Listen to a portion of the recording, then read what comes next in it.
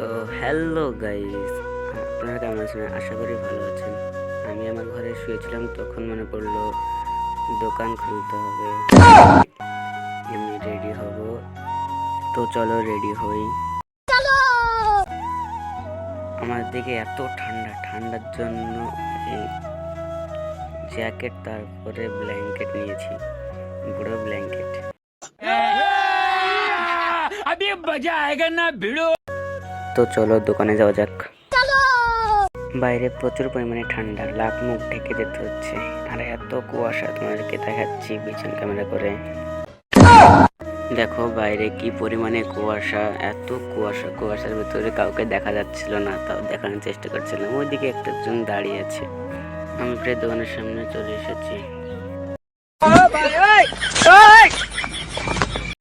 তো সবাই সুস্থ থাকবে, ভালো থাকবে। Tata, bye bye.